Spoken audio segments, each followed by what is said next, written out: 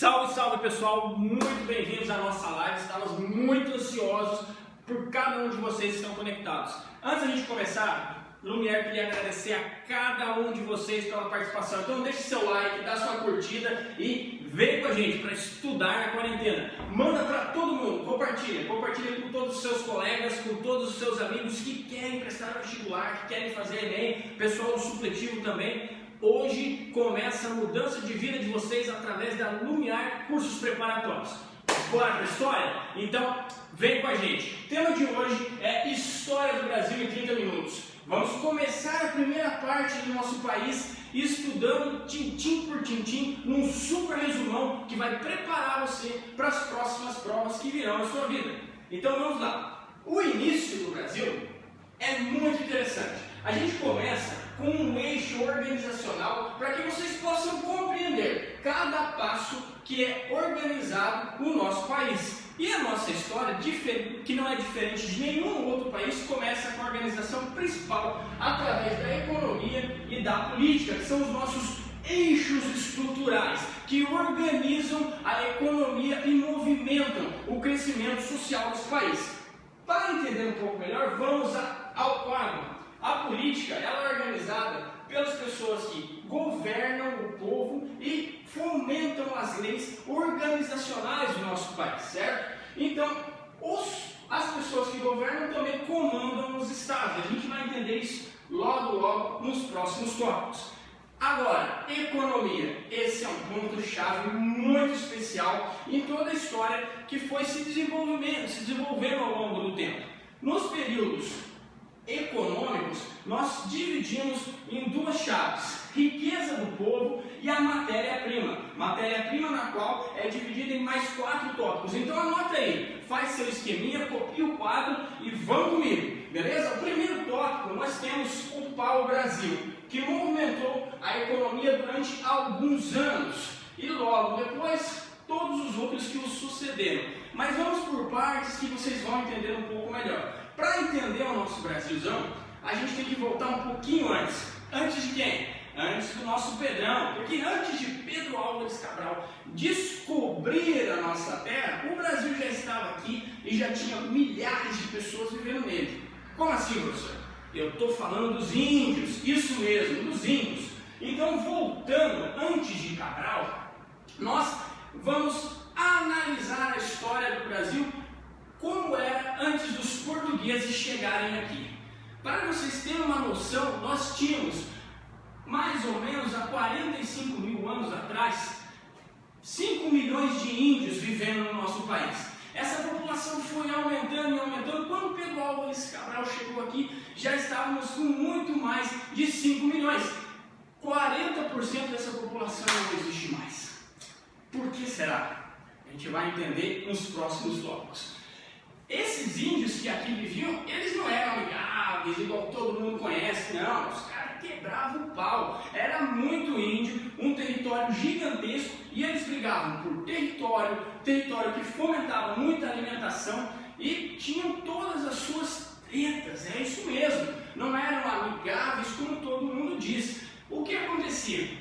Em 1500, quando Cabral chegou aqui, esses índios viviam tranquilamente na praia e em todo o território, mas tinham passado.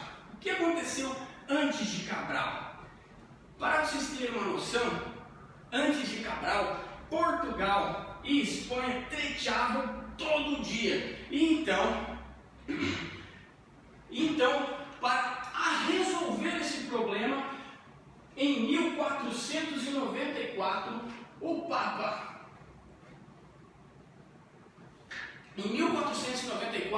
Papa colocou o Tratado de Tordesilhas. O tratado basicamente rachava o mundo em dois locais dominados pela Europa, 2 países europeus.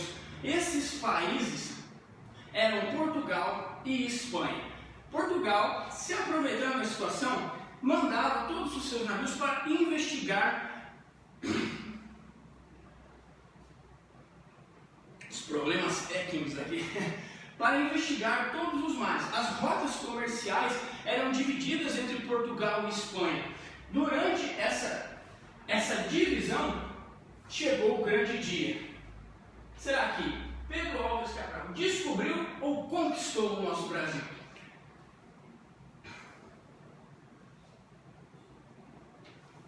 Essa descoberta aconteceu no ano de 1500, dia 22 do mês 4, no lugar que nós conhecemos hoje como a Bahia. Essa terra, muito próspera, era rica em pau-brasil, que é o nosso primeiro momento da economia brasileira. Mas não foi tudo assim, espontâneo, de repente aconteceu. Não, quando Pedrão chegou aqui no nosso porto, tinham milhares de índios lá. E eles começaram então a trocar umas ideias com os índios e perceberam que o Brasil em si, que no momento não era chamado de Brasil,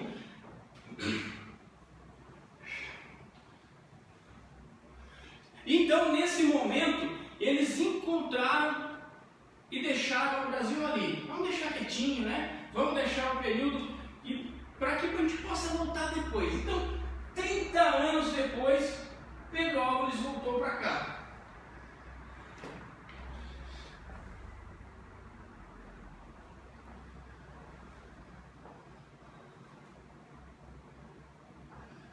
Tomado por um incidente incrível de conquistar o território, Pedrão chegou lá e falou: vamos conquistar essa terra. O detalhe da descoberta e da conquista é que sempre cai, sempre vai cair na sua prova, sempre vai cair nos vestibulares.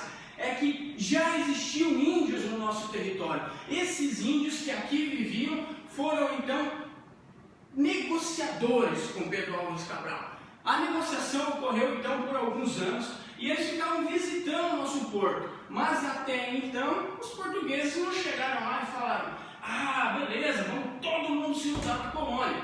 Nessa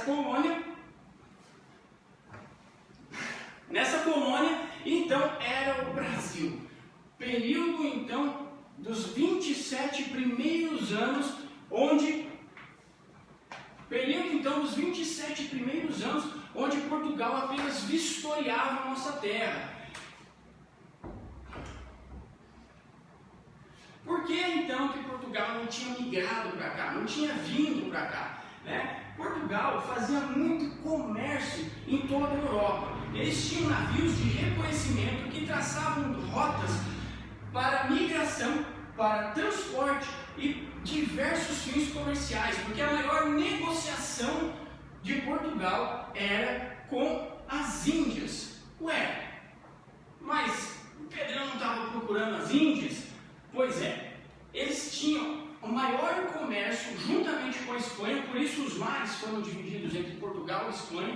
Eles tinham o maior comércio, num comércio que eles chamavam de o comércio das Índias. Então as navegações da Europa, elas eram especificamente para abrir os mares, né? Então, depois que o Papa Alexandre VI assinou o Tratado de Tordesilhas, isso rachou no meio, né? Rachou o mundo no meio e ficou aquela fita, nossa barriguinha do Brasil aparecendo lá com todo o litoral exposto. E uma dessas navegações de reconhecimento, Pedrão falou: pô, hoje vamos falar para todo mundo que a gente está procurando as Índias, que a gente vai fazer um comércio ali, mas vamos tentar reconhecer, descobrir e reconhecer novos locais. Porque uma das maiores faixas econômicas do momento era o quê? Era a expansão territorial, isso mesmo. Então, para acontecer as expansões territoriais, eles precisavam navegar e explorar. Foi então que Pedro Álvares Cabral chegou no nosso litoral e encontrou o nosso Brasilzão.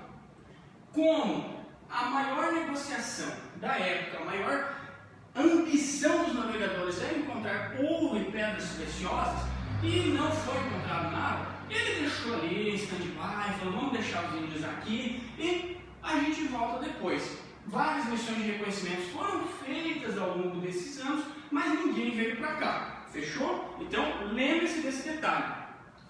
A conquista foi em 1500, mas eles vieram para cá somente em 1527. Exatamente, 1527. Marquem essa data e já façam um asterisco do lado, porque depois de 1527, quando a galera veio mesmo para cá, porque descobriram o nosso pau-brasil, isso começou a render muita grana para Portugal. Por que isso isso rendia grana? Porque eles fabricavam tinta para os seus nobres tecidos. E esses nobres tecidos eram vendidos a preços de fortuna na Europa toda. Então uma galera de Portugal veio para cá, né? E nesse período veio um cara que marcou a história do início dessa colonização. Então marca aí no seu caderno, Martins da Silva. Esse cara, Martins, ele mudou completamente o comércio. E esse foi um dos caras, olha, um dos caras responsáveis pela fundação da primeira cidade conhecida em 1532, a cidade de Salvador. Exatamente, Salvador foi 30 anos depois de inaugurada, né, vamos colocar assim, que Portugal encontrou e conquistou o território brasileiro. É importante lembrar, falando dessa conquista, que é chamado de conquista porque os índios já viviam aqui, certo? Então, nessa vivência, eles não eram tão amigáveis assim, né? Os índios já viviam em todos os outros países que chegaram antes do Pedro Álvares Cabral, tomavam um pau nos índios, mas eles chegaram com um argumento fantástico. Eles deram uma moeda de troca para os índios. Enquanto eles estavam na Idade da Pedra, Portugal falou, não, olha só, nós temos metal, e deram machados, deram facas, deram espelhos, como vocês já viram na escola. E os índios ficaram encantados. Mal sabiam eles aonde estavam pisando, né? Então, beleza, o tempo começou a se desenrolar. Quanto mais machado eles ganhavam, mais árvores eles cortavam no pau-brasil. E quanto mais árvores cortavam, mais machados ganhavam. E assim foi se sucedendo a história dos índios que viviam lá no litoral, né? Na cidade que a gente conhecia como Salvador, mas não era bem uma cidade, né? Porque tinham poucas pessoas, muitos índios trabalhando, e não era assim, pô, nossa, ganhei um espelho, vou trabalhar. Não, de jeito nenhum. Eles eram obrigados a trabalhar. Foram conquistados, né? O território foi conquistado e eles foram cativados pelos presentes brilhantes dos europeus. Mas depois disso, a treta começou a rolar, e rolava, ó, ano após ano. Depois de um tempo, Portugal percebeu que a gente precisa colocar uma cidade no Brasil, uma cidade maior, porque o pessoal pode vir, né? Como que vai funcionar? Né? Então, o que foi feito? O que eles colocaram para fazer com que o Brasil fosse, então, uma terra segura? Por que terra segura, professor? Naquele momento, naquela época, se você encontrou, coloca a bandeira aí, viva Portugal, a terra é nossa. Então, muitas tentativas, depois que Portugal apareceu, de roubar a terra de Portugal, foram acontecendo. Veio a França, veio a Espanha, eram muitos e muitos conflitos que aconteciam. Então, eles tiveram uma grande sacada. O rei de Portugal falou assim, pô, eu estou quebrado. A economia de Portugal naquela época estava bastante complicada, vamos colocar assim. Portugal não tinha dinheiro e iria perder a colônia brasileira se ele não fizesse alguém morar aqui, porque os caras não estavam morando aqui no meio do mato, né? Pô, os caras estavam bem bom. E eles precisavam manter as terras. Como eles iriam fazer para manter as terras sem um lucro efetivo, porque ainda, né, o Brasil estava começando a acabar, o lucro estava diminuindo, como vão fazer? Então o rei teve uma baita de uma sacada. Então ele dividiu os territórios litorâneos brasileiros em um que ele chamou de capitanias hereditárias. Isso mesmo, marque isso, porque isso vai cair no seu vestibular, isso vai cair no Enem, isso é muito importante. Pô, sempre o povo confunde, não é mesmo? Então vamos lá para as capitanias hereditárias. As capitanias hereditárias basicamente rachavam os territórios brasileiros como se fosse, presta atenção, como se fosse, mas não é, como se fossem os estados. E essa divisão começou a rolar e ele mandou a galera lá de Portugal, os colonos portugueses, para morar aqui. Né? Então os caras vieram, trouxeram as famílias, cada um foi para um lugar, né? E povoou o local. Essa povoação, ela tinha três principais objetivos, que era impor impulsionar a economia, fazendo a terra dar lucro, proteger e povoar o local. Ué, mas por que proteger o local? Lembra que eu falei agora dos caras que vinham de outras nações para tentar dominar o território brasileiro, que até então era uma terra sem lei, uma terra sem dono, onde só moravam os índios? Só, né? Ninguém dava importância. Então, eles precisavam de alguém para proteger, povoar e gerar lucros para o rei. Por isso foi uma baita de uma sacada. Porque o rei estabeleceu, então, que essas terras deveriam começar a produzir. Lembra que eu falei dos dois eixos principais, no eixo estrutural, que estruturou e deu base para a construção do nosso Brasilzão? Então, esses eixos a gente volta lá de novo, porque o principal ponto de economia que nós tínhamos começava então a mostrar o segundo ponto-chave para o crescimento do nosso país, que era a cana-de-açúcar. Nossa, professor, mas já? Pois é, ali passaram alguns séculos. E na cana-de-açúcar nós tivemos mais um boom expansionário e econômico. Mas o rei estava com um probleminha, porque de todas as capitanias hereditárias que ele colocou, apenas duas estavam produzindo. Uma delas era Salvador. Essas duas estavam dando um baita de um retorno, mas e o resto? Então ele pensou, pô, eu preciso obter lucros, porque as pessoas estão morando lá, né? Então como vamos fazer para que isso possa ocorrer de uma maneira um pouco mais eficaz? Ele mandou então o que nós conhecemos como os governadores gerais. Esses caras bancaram toda a estruturação política. Então a gente volta no outro eixo, né? Política por quê? Porque eles governavam o povo, né? Criavam termos e legislações para que essa terra prosperasse, que era a ideia do rei, e comandavam os estados. Então cada estado tinha o seu governador geral. Todo erro, muito perspicaz, galera. O pessoal acha que só Tomé de Souza, o grande governador, existiu. Outros pensam, pô, mas era Tomé de Souza e tinha um cara lá também. Acho que era o tal do Duarte, né? Ou Mendes Sá, enfim. Só que além desses caras, muitos outros governadores vieram, porque eles existiram até meados do século XIX. Isso mesmo, século XIX. Marca lá, governadores das capitanias hereditárias, século XIX. Não esqueça, uma data importante. Então, esses governadores começaram a administrar toda essa regência de estados, todas essas regências de capitanias. E os lucros então começaram a bombar. Junto com os lucros, a expansão agrícola começou a explodir. E eles começaram então a ganhar muito dinheiro com o ouro branco. Pô, professor, o que é ouro branco? Ouro branco nada mais é que o açúcar que era muito valorizado na Europa inteira. Então Portugal conseguiu, com essa grande sacada do rei, subir a sua ascensão econômica e financeira através da exploração da terra aqui do Brasil, né, que na época ainda era colônia de Portugal, através do plantio da cana-de-açúcar. E isso foi muito importante, um passo importantíssimo para o próximo passo de Portugal, da expansão real aqui no Brasil. Porque com isso veio os jesuítas acompanhar esses governadores através de suas expedições pelas terras. Então, veio um termo muito conhecido e muito batido também na lei. O Enem fala muito disso. Dá uma olhada. A cruz e a espada. A terra conquistada pela cruz e a espada. Os jesuítas até falavam que se você virasse a espada, ao contrário, ela era uma cruz. Essa parceria criada pelos jesuítas através da igreja, ela foi muito importante para a expansão territorial de muitos países da Europa. Mas por quê? Por que isso é importante?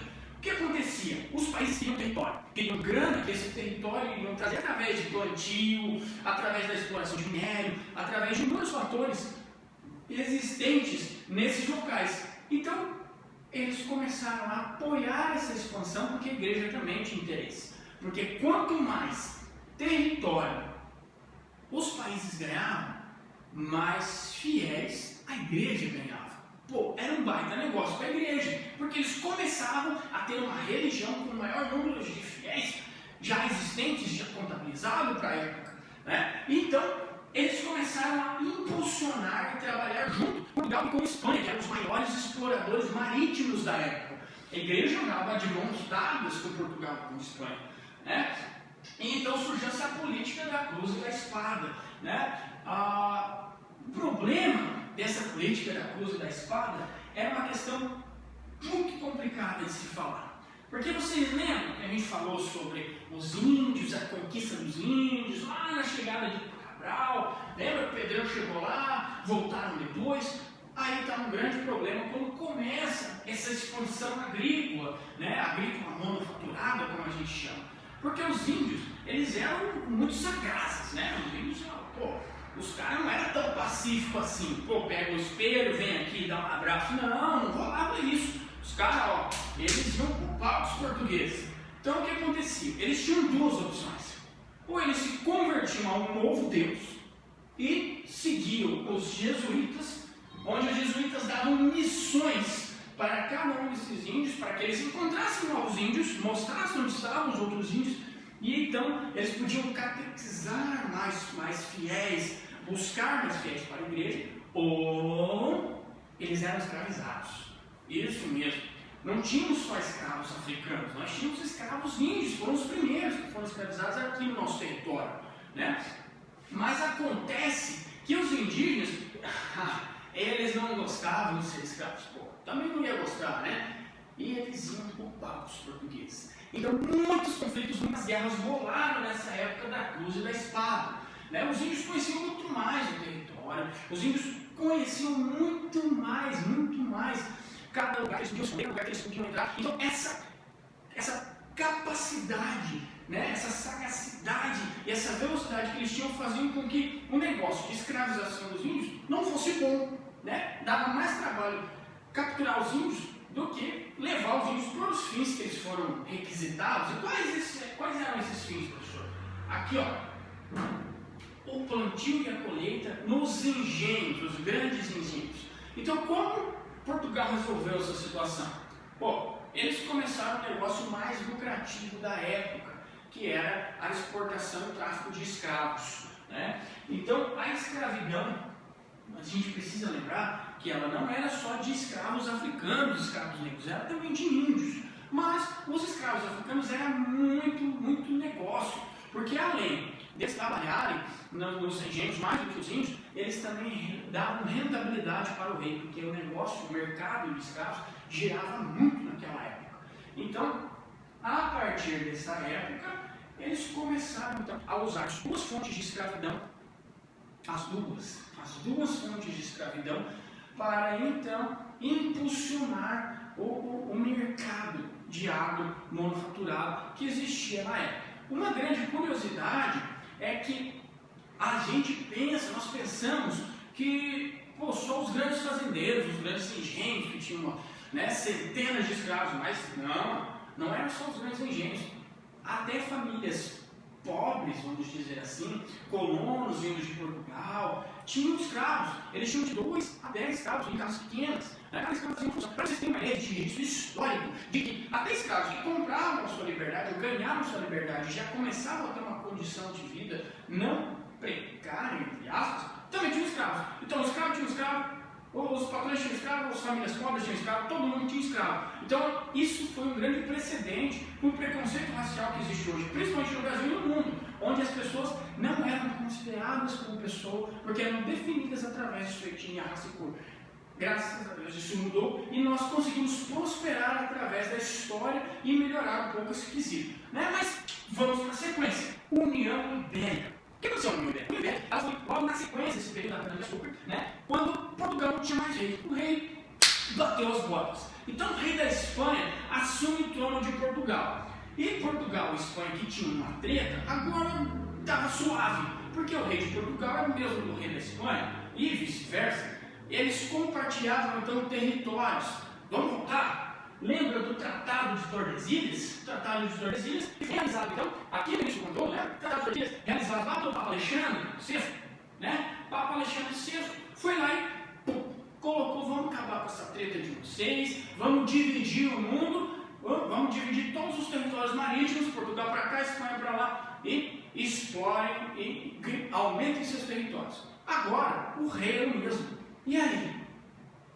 E aí que Portugal começou vamos aumentar e tudo mais, beleza. Só que a Espanha tinha treta com muita gente. França e outros países, desenvolvimento, tinha muita treta com a Espanha. país e a Holanda cai no vestibular, né, gente?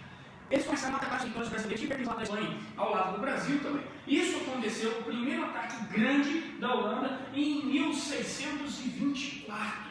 Isso mesmo, 1624. Marca essa data. Logo depois da União Ibérica, a Holanda entrou com tudo e tomou um pau da Espanha e de Portugal. Foi mandado embora de volta e esperou mais um pouquinho. Todo mundo achou, pá, né, não vai rolar mais. A Holanda está de boa. E agora? Vamos fazer o quê? A Holanda chega aí, mete o sarrafo e ocupa então o território brasileiro em 1630, um local chamado, no momento que eles ocuparam, de Nova Holanda. Isso gerou grandes conflitos, mas beleza. Os espanhóis e os portugueses aceitaram momentaneamente, e isso leva a gente a falar de um mito falado na escola. Quem estudou recentemente vai lembrar do Maurício Nassau. Né? O Maurício Nassau, ele movimentou, né, a agromanufatura do açúcar no país, principalmente na cidade de Salvador, que era a cidade onde estava lá residindo e rolando as mares pretas, Espanha, Portugal, Holanda, num cantinho do nosso país. Né? Essas possibilidades de negócio impulsionaram a economia de Portugal também. Como assim, professor? O cara chegou e ele era holandês. Né? A principal treta que eles tinham era a seguinte: nós tínhamos uma empresa, exatamente naquela época, lá em 1604, nós tínhamos uma empresa chamada Companhia das Índias. Lembra? Você já ouviu isso na escola, viu? Pô, Companhia das Índias. Essa era a empresa que era praticamente a dona da Holanda. Né? Ela chegou e pô, dominou o Nordeste. E esse cara aqui, o Maurício, ele foi considerado vilão, e vocês vão entender por quê. Mas o cara deu um boom na economia. O que ele fazia? Ele era o cara da Holanda que negociava com os senhores do engenho. E os caras estavam meio quebrados, o açúcar estava dinheiro, mas ele começou a cair. Foi isso que era do açúcar. Ele começou a cair, estava meio ali zoado e tal. O que aconteceu? Maurício chegou lá e falou para o senhor do engenho: ó, a empresa lá vai emprestar um dinheiro para você e você refaz todo seu plantio. Então vários senhores de engenhos começaram a emprestar lá no Maurício, lá nessa empresa, chamada Companhia das Índias, beleza? E ela foi passando o tempo, mas emprestou muita grana. Pois é, emprestou muita grana, e a Companhia das Índias não tinha feito. Falou: pô, cara, ó, cara do gato daqui. E expulsaram o Maurício. E ele falou: poxa, e agora? Como é que eu vou fazer? Foi embora. Os senhores dos engenhos ficaram com as dívidas e sem o apoio do contato que eles tinham na empresa. E agora, o que vai acontecer? Treta. O Brasil é formado por muitas revoltas e muitas brigas. A empresa, desculpa, a empresa chegou e falou: ó, você tem que dar um dinheiro para a gente. Mas os senhores dos engenhos não conseguiram sacar dinheiro. Rolou uma revolta, a revolta lá no Nordeste e Pernambuco. E começou Portugal, desceu as famílias, eles foram embora. Então, foi aqui que a União Ibérica, lá da população, expulsou então essa ocupação holandesa que estava tendo no nosso país. Mas aí, o que é que aconteceu? O que serviu disso aqui para o impulso da economia? Porque vocês entenderam, né? Revoltas e economia. Foi assim que foi formando a estrutura do nosso país, certo? Então veio a Era do Ouro, né? Mas a Era do Ouro, ela demorou um pouquinho depois dessa revolta. Mas olha só, entre o século XVI e século XIX, né? Essa complexidade de anos, o pessoal começou a expandir. E vocês lembram que a União Ibérica rachou aquele negócio do tratado? Então era tudo de todo mundo, Portugal, Espanha, tudo junto, todo mundo ali junto e misturado. Então começou as explorações e as expansões do território litorâneo, ali onde Portugal ocupava, para dentro do Brasil. O que conhece hoje? Mata Atlântica, foi todo mundo subindo.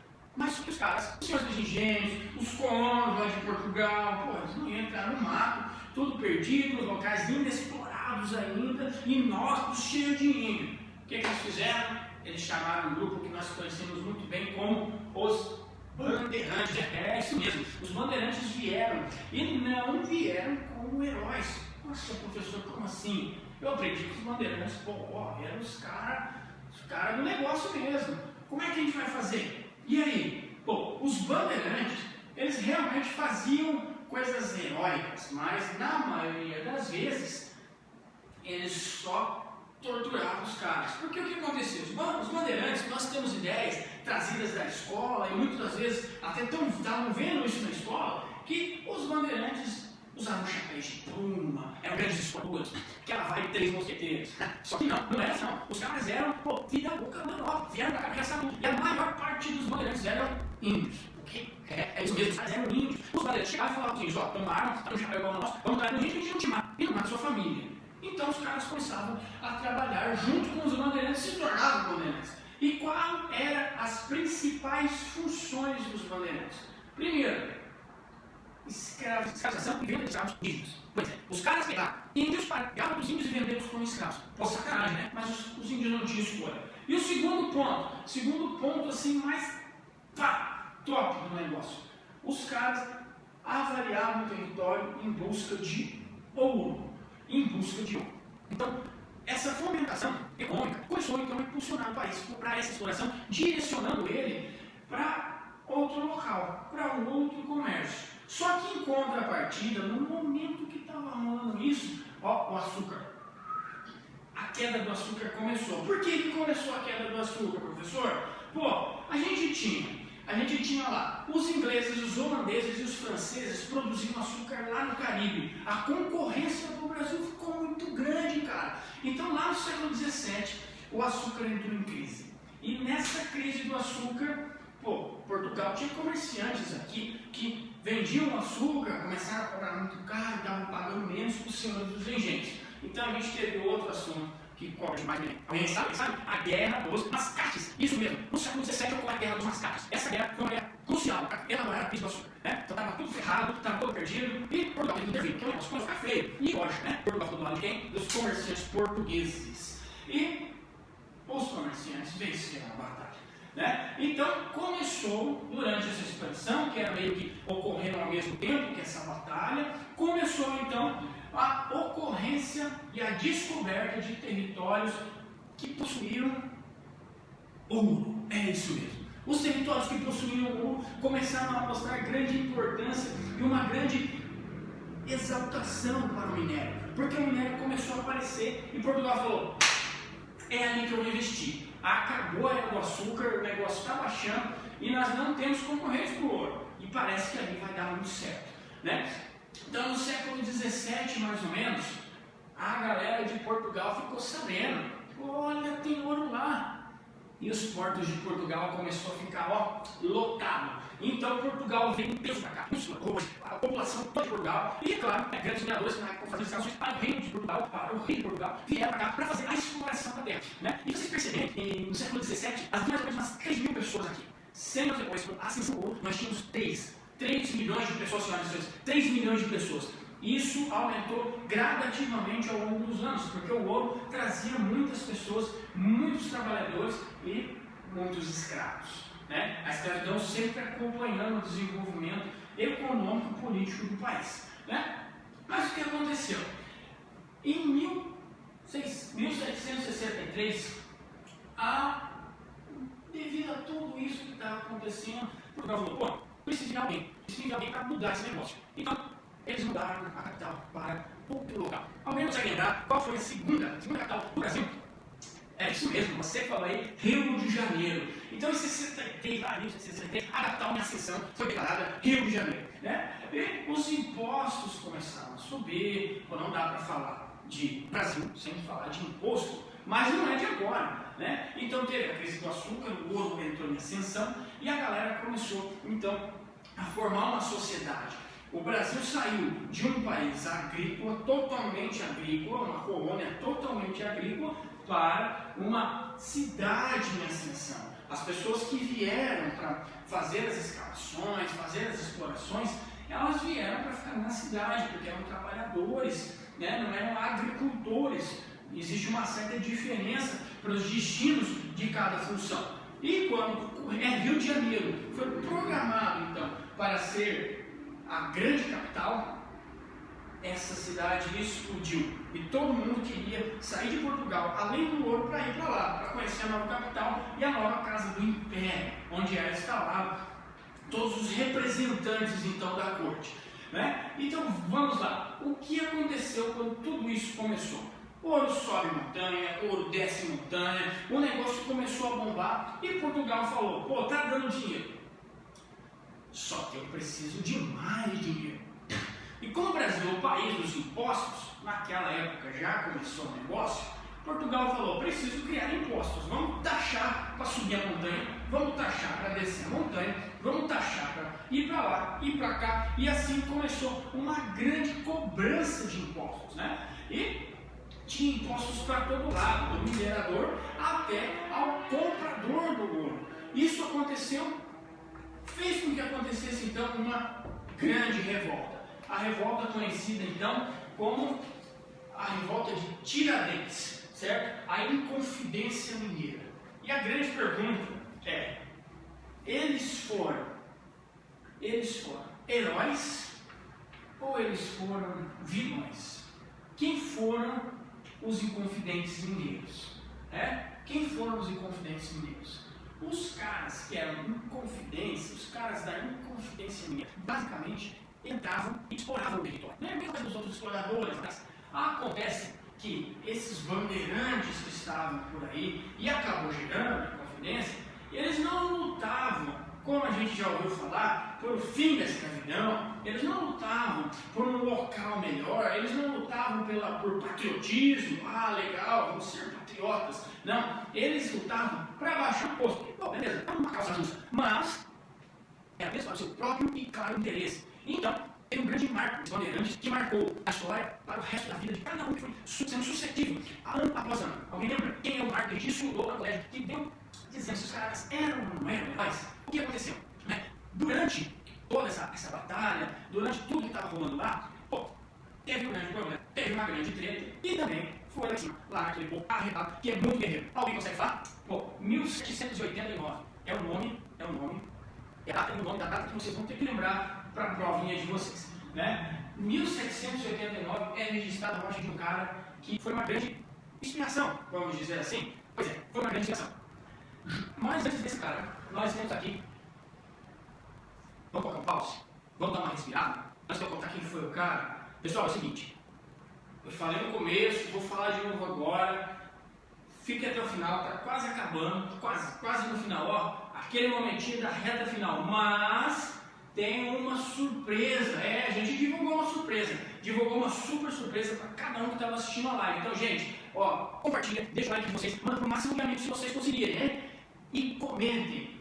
Primeira surpresa, o comentário mais top, o comentário mais legal, o depoimento mais legal de vocês vai ser premiado. Vai ser premiado com o quê, professor? O comentário mais legal, o depoimento mais legal, não importa se você está estudando no vestibular, não importa se você está estudando para o Enem, não importa se você está no supletivo, deixa seu depoimento, deixa seu comentário e compartilha com o máximo de pessoas que você conseguir. Porque o melhor comentário é a pessoa que mais compartilhou vai receber uma bolsa de 100% para o objetivo que está buscando. Seja Enem, seja vestibular, ou melhor, o que está falando aqui? Vai ser uma para cada categoria. É isso mesmo. Então, vamos lá, compartilha, deixa o seu comentário, vai bolsa para o Enem, uma para o vestibular e uma para o supletivo. Isso mesmo. E a segunda surpresa, gente, deixe o comentário de vocês, compartilhe o máximo que vocês conseguirem nessa live e se prepare, porque a gente vai selecionar aqui 50 bolsas de 50%, bolsas de 50%, para entregar para cada um que estiver assistindo nas primeiras ligações. Mas isso eu vou terminar de explicar no final da live. Então fica aí, segura mais um pouquinho que a gente está quase no fim, tá?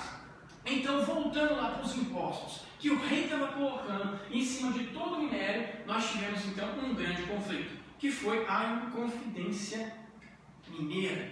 A Inconfidência Mineira nada mais foi que um povo da burguesia e mais um cara que marcou essa data, que era minerador, que era oficial de baixo escalão do exército e dentista, como o nome já diz, surgiu o apelido Tiradentes. Liderava todo esse bando de pessoas da burguesia. E eles estavam lutando então para isenção desses impostos que eram cobrados em altíssimo escalão pelo Império Português. Mas, poxa, o Império Português estava cobrando muito imposto. O que a gente pode fazer? Vamos fazer uma revolta. E Portugal, como sempre, ficou puto com eles e todo mundo desceu o sarrafo nos caras. Mas como que isso aconteceu? Como é que eles encontraram? Porque eles não ficavam lá livres pela rua. Claro que não. Então, teve a primeira delação premiada da história. Isso mesmo, começou lá atrás, delação premiada. O cara chegou para eles e falou, do cara que devia muita grana para Portugal. Ó, se vocês liberarem minha dívida, perdoarem minha dívida, eu conto para vocês onde está todo mundo. Né? Conto para vocês e vocês pegam os caras e colocam fim nessa bagunça. Quem que é esse cara? Gente, ó, isso cai e cai, ó, que nem água. Joaquim Silveira foi o cara que delatou o pessoal lá da Inconfidência Mineira. Isso mesmo. Então, Joaquim Ferreira, guarde esse nome. Beleza. Na Inconfidência Mineira, aconteceu toda essa revolta, Portugal chegou, pegou todo mundo e, depois da primeira delação, todo mundo pego, povão, oficiais, como assim povão, oficiais? Tiradentes era do povão, tinha os oficiais, estava todo mundo junto naquele bolo. O que aconteceu com todo mundo? Gente, só Tiradentes se lascou. O resto foi liberado, foi exilado do país, não podia fazer mais nada lá naquele local, mas eles precisavam de um exemplo para mostrar para a sociedade de que não, que estava errado e que aquilo não podia ser feito. Então, Tiradentes foi morto nesse ano aqui, em 1789. Foi a data em que Tiradentes foi executado em praça pública, depois da delação premiada de Joaquim Silveira. Beleza, gente? Então, 10 anos depois, ainda continuou os conflitos, né? A galera não satisfeita ainda com tudo que estava rolando. Depois de 1799, em 1799, teve a Condenação Baiana. E isso aconteceu também pela luta pelos direitos, pela independência da Bahia. Mas Portugal, como sempre, revidou o conflito e colocou um final naquilo. E as pessoas que estavam lá, que não morreram, todos os líderes foram mortos. Os que não morreram também foram exilados, foram retirados do local. Era a medida mais aplicada em cima dos grupos rebeldes vistos por Portugal, né, naquela época. Então, basicamente, a nossa primeira parte se resume a isso. Professor, está faltando uma coisa? Está faltando uma coisa. Lá nos Bandeirantes, eu tenho um saldo só para vocês entenderem como estava funcionando. Mas, lá nos Bandeirantes, nós tínhamos um cara muito complicado. E esses Bandeirantes, eles buscavam, além da expansão territorial por minério, que era a desculpa para a função, eles estavam também procurar todos os quilômetros que tinham em todos os locais, certo? Então, eles começaram a caçar muitos quilômetros e tal, e foram desarmando todos os quilômetros que tinham. Mas o quilombo que era a dos Palmares, exatamente, o quilombo dos Palmares. O quilombo dos Palmares foi encontrado e destruído por Domingos Jorge. Esse bandeirante que ficou conhecido pela destruição do quilombo dos Palmares, que era um dos maiores refúgios da escravidão da época, né, que durou mais de 10 anos, que teve a sua construção estabelecida e perdurou contra os ataques dos portugueses por mais de 10 anos, e tinha mais de 100 pessoas lá morando. Domingos Jorge não só comandou o ataque que destruiu e dizimou a população de Palmares, como matou o ícone e o grande cabeça dos caras, que foi o Zumbi dos Palmares. Essa data, comemorada dia 20 de novembro, em homenagem ao Zumbi dos Palmares, que salvou muitos negros, que salvou muitos escravos, muitas crianças, a gente comemora hoje como a data da consciência negra. É isso mesmo, tá? Então, eu voltei um pouquinho para vocês conseguirem encaixar tudo. Mas é isso aí, gente. Eram 30 minutos de história. A gente deu uma esticadinha, porque é muita data, é muita coisa, todo mundo anotando. É isso aí. Mas, voltando ao nosso prêmio, voltando à nossa recompensa por vocês estarem nos assistindo. Pessoal, nós temos lá 50 bolsas para 50 bolsas de 50% para 50 primeiras ligações de vocês.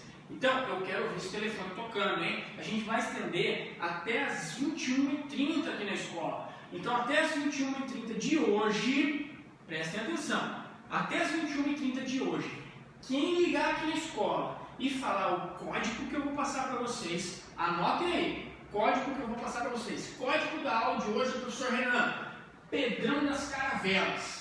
Pedrão dos Cabral, chegou de Caravela, primeira parte do ensino. Então, Pedrão das Caravelas. Vocês vão ligar aqui, vão falar, ó, estava assistindo a live do professor Renan, quero estudar para o Enem, quero estudar vestibular, quero fazer o supletivo. E a gente já vai falar um pouco mais sobre isso. Pessoal, liguem, deixem os comentários, compartilhem com todos os contatos de de vocês, principalmente você que já estuda na Lumière, mas tem aquele colega que fala, pô, eu quero estudar, mas não dá tempo. Nós somos o único cursinho da região que oferece pré-vestibular e Enem à distância, para atingir vocês que trabalham, que não conseguem estudar o dia todo, vocês que têm uma vida sofrida, mas que querem mudar de vida, que querem mudar de história, que querem subir, que querem ir para uma universidade. Pessoal, vem com a gente, que a gente vai disponibilizar essas 50 bolsas de 50% para ajudar cada um de vocês, tá? Mas são só os 50 primeiros, hein? 50 primeiros. Então, até as 21h30. Pessoal, não vai fazer matrícula hoje, tá? Liga, deixa o nome, deixa o telefone, a gente faz um pré-cadastro e daí amanhã, durante o dia, a gente termina a matrícula, beleza? Só para garantir a vaga, só para garantir a bolsa de vocês, tá? Pessoal do supletivo, aquela galera que ainda não terminou o ensino médio, mas que quer estudar, que precisa estudar, mãezinha que tá lá, assistindo a live do seu filho, pô, tem vaga todo mundo e você pode terminar os estudos. Vem com a gente ajudar. Tá na hora de mudar de vida, tá na hora de mudar de realidade. E a gente só vai mudar com os estudos. Muitas vezes falta oportunidade, mas hoje a gente está disponibilizando oportunidade para vocês. Venham para cá, façam as matrículas, ligam nos números que eu vou disponibilizar agora para vocês, tá? E nessa semana especial do Dia das Mães, você que vai trazer sua mãezinha, a mãezinha que vai trazer a matrícula, todas as matrículas efetivadas, independente se é dentro dessas bolsas ou não, vai ganhar uma surpresa no Lumière Dia das Mães, beleza? Então eu vou passar o número para vocês e vocês vêm com a gente, não deixem de compartilhar, a live ainda vai ficar rodando no YouTube, mandem para os colegas e não se esqueçam, é pandemia, é um período de reclusão, mas logo tu retorna. Mas a gente tem como desenvolver a vacina vírus e nem plano econômico para salvar o nosso país, não é mesmo? Mas a gente tem as condições e as armas necessárias para sair dessa pandemia de um jeito que a gente não entrou, de um jeito melhor, de um jeito diferente. E o estudo é a sua arma para mudar de vida. E vai da Lumière, marca aí, WhatsApp da Lumière, 998411817. 9811817. Você pode ligar também, professor, não tem WhatsApp, minha mãe não usa no WhatsApp. Liga para nós, liga no 998379797. Ou manda mensagem lá no Instagram, deixa mensagem no Messenger do Facebook, mas de preferência dá uma ligadinha, dá uma ligada para nós, a gente faz uma pré-matrícula, já deixa um pré-cadastro e ficamos esperando vocês. Vocês podem ligar e fazer a ligação pelo telefone, porque está complicado sair de casa agora. Beleza, gente? A nossa primeira parte de História do Brasil fica por aqui. A gente conta com vocês e logo na semana que vem a gente vai para a segunda parte, beleza? Então, beijo todo mundo e espero vocês no próximo episódio.